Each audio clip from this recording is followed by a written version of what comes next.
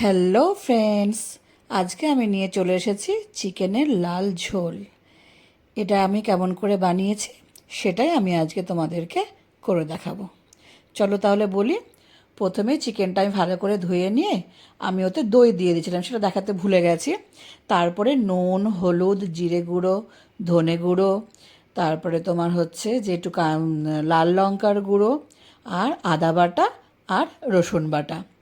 আর রসুনটা না আমি আদা বাটার থেকে একটু বেশি দিয়েছি, কেননা চিকেনে রসুনের ফ্লেভারটা খুব ভালো লাগে।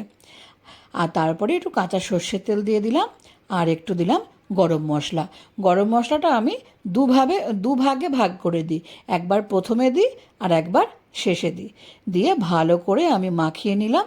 মাখিয়ে নিয়ে আমি এটা ঢেকে এই আমার কাছে যেহেতু সময় ছিল, আমি ঘন্টা দুয়েকের জন্য আমি ম্যারিনেট করতে দিয়ে দিয়েছিলাম। তোমাদের কাছে সময় না থাকলে আধ ঘন্টা ম্যারিনেট করলেও হবে। আর চিকেনটা না আমি সবসময় কী করি, আমি আগের দিন নিয়ে এসে করি। আগের দিন নিয়ে এসে ফ্রিজে রেখে দিলে না, তাহলে কি হয়, চিকেনটা খুব সফট হয়।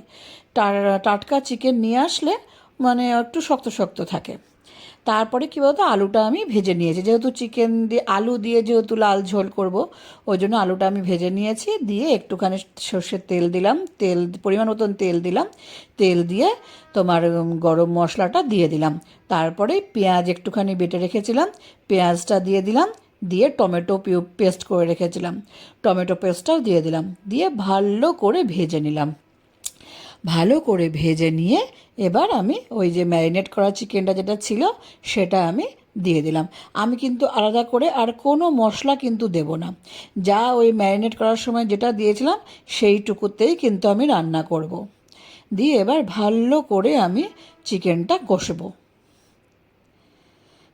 তারপরে এই যে কাশ্মীরি মির্চ লাল করতে গেলে তো একটুখানি তোমার টমেটো পেস্ট, তারপরে একটু লাল লঙ্কার গুঁড়ো, এটা কিন্তু তোমার ঝাল লঙ্কাটা না, এটা কাশ্মীরি যেটা লাল রং করে সেইটা, সেটা দিয়েও আর একটু কষে নিয়ে আমি গরম জল দিয়ে দিলাম। গরম জল দিলে কিন্তু রান্নার স্বাদ কিন্তু আরও দ্বিগুণ পরিমাণে বেড়ে যায়। সেজন্য গরম জল সবসময় চেষ্টা করবে রান্নাতে গরম জল দেওয়ার। তারপরে ভেজে রাখা আলুটা দিয়ে দিলাম। দিয়ে আমি কটা কাঁচা লঙ্কা দিয়ে দিলাম, কাঁচা লঙ্কার ফ্লেভারটা না এরকম করে খুব ভালো লাগে।